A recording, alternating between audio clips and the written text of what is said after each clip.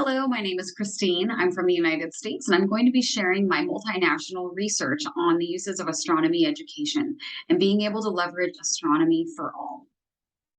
My work is rooted in the work of Salimpour, who investigated 53 different curricula and found that of everything that he studied, astronomy was present in 100% in some place embedded after elementary school.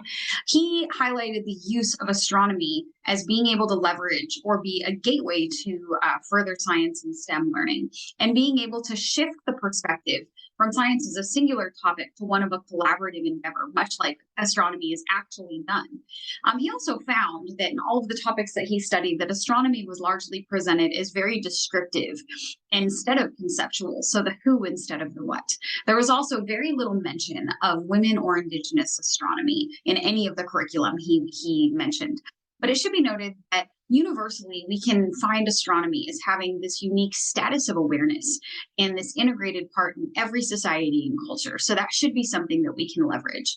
So he found that as a result of his studies, that the research should support pedagogy practice and professional development in relation to national needs to embed astronomy and integrate it into other cultures, not just being able to develop singular standalone courses, and that curriculum development needed to be focused on the expanding role of current endeavors in astronomy, such as astrobiology, astrogeology, and living in space, instead of continuously focusing on the rote concepts of motion and Earth-Sun relationships.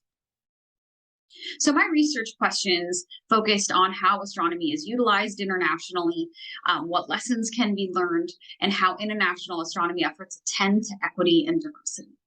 My study consisted of a survey in which 68 participants responded, and then I had semi-structured interviews. Participants were a variation of teachers, teacher educators, outreach coordinators, and professional astronomers. Of everyone that took my study, I asked what grade astronomy was typically taught. This is generally what the respondents said. However, they could select multiple things. The country of respondents, not including the USA, had a pretty wide spread. I then asked respondents how long they had been involved in astronomy education.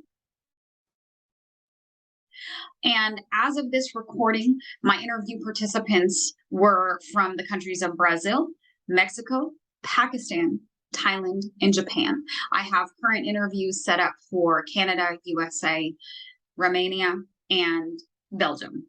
And I'm hoping for many more by the time of this actual conference.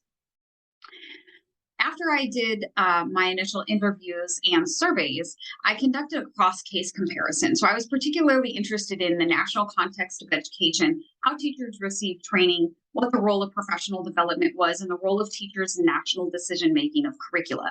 I also saw, I wanted to see what teachers' roles were in national education reform efforts and what the national presence of teachers were, if they were respected, if they were well paid, or if it was a very low pay, low respect field.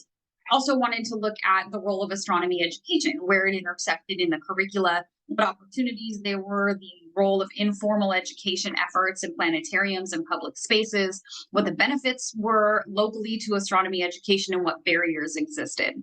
Then I wanted to look at what the national astronomy education ecosystem was. Were there university offerings? Were there actual careers and growth in the space sector? Was there the presence of a space program? Were there a lot of planetariums and observatories, and were there amateur societies? And then I investigated also what sort of examples locally there were. What I found in addressing question number one, how astronomy was used to promote STEM, I found some really amazing examples stemming from my interviews. So in Brazil, astronomy is being used to assess and address loss of interest in science. There's a partnership program between a planetarium, 10 universities in every city in the state. And there's a traveling planetarium, which is going around and surveying students ages 12 to 17 to see where they lose interest in science. And then next year, they're going to be developing astronomy tools in order to address that loss. In Pakistan, they're integrating art to be able to address societal problems associated with light pollution, which we see presented in astronomy, to really associate how astronomy can highlight these symptoms. They also have a program that's integrating technology, business, and so many different facets of STEM through the lens of astronomy. And they have a student in a rural region who is selling star charts and created a website and a whole business model. In Mexico, there is a partnership program with a local university in which students build telescopes, which they then conduct their own observing programs. In Thailand, there is a telescope loan program, which hundreds of telescopes are given out to students in schools in order for them to conduct national observing projects, which are embedded within national requirements.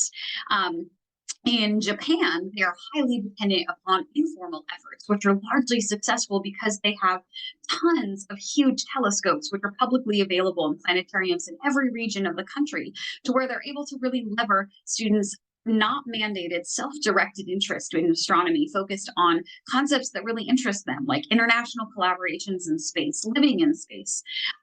Every country had some sort of prevalence of national contests, such as asteroid hunting, the Astronomy Olympiad, that was used in multiple different facets. There were traveling planetariums. There were, in Mexico, utilizing community-based observing programs where they're bringing telescopes and putting them in areas where there are no lights, there's no sort of nightlife or any entertainment for students, so it becomes a central focus. So really using astronomy as a basis for community involvement. And also just a lens to teach science for STEM and for students and for teachers. This is being utilized in Japan to train new teachers that are going into the field. Also in Brazil and Pakistan, astronomy is heavily embedded within physics content. Question number 2, the lessons that can be learned. There are many nations that are amidst curricular reform, which presents both barriers and benefits and lots of opportunity to integrate astronomy. There is a common problem of teacher proficiency in astronomy as a content itself, let alone the ability to integrate it. So there is a huge need for training and materials.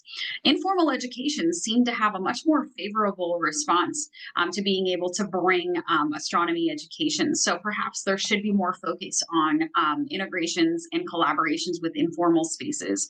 The presence or absence of a national space program also seemed to really influence national enthusiasm and opportunities for space and the integrations of that space program to education, whether they had a budget for outreach or not. Whether places were able to see astronomy as multidisciplinary, the involvement and presence of professional astronomers, whether they actually had them, whether that was a field, integrations and collaborations between teachers and community members, both in creating materials and in the involvement of national reform efforts, had a huge lever in being able to create spaces for change and integration. Many nations also needed grade level materials and even textbooks. Mexico found that there was not a grade level textbook in Spanish for students. And then, does the country actually need astronomers? Is there a place in the sector for space scientists, or should that be used more as a lever to promote learning in other areas? How astronomy efforts attend to equity. These can highlight local issues such as in Pakistan, the City of Lights, highlighting the role of light pollution as a symptom of greater societal issues.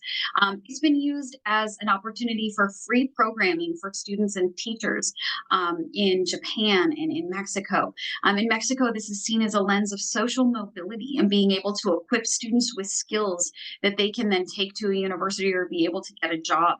And be able to inspire them to seek those roles and be able to emerge from cycles of poverty. In Pakistan, being able to bring hybrid programs to rural areas and the prevalence of lectures to be able to inspire this learning. In Brazil, the use of culturally based astronomy to tell stories about the Southern Cross. And we also see that utilizing Aztec stories in Mexico, where astronomy is so laden within their culture. And they are naturally astronomers, as my interviewee said. Opportunities for project-based learning, integrated instruction, the community-based efforts of bringing telescopes to communities, to schools, and being able to see astronomy really as a tool to gain access to things like business and art, instead of just thinking about it as that silo. So next steps, we need to have an international network for teacher training, creating and sharing of resources in multiple languages. We have a huge opportunity to focus on integrating astronomy into other topics and being able to just spread the word, sharing materials, talking about and promoting informal and formal partnerships, which really centralize and expand the opportunities for learning and creating programs. We should really be looking more at the use of telescopes and robotic telescopes in learning, and telescope loan programs, connecting professional astronomers to educators so we have a mutually collaborative space, and including educators in curricular reform. And we need research for all of these things. Thank you so much.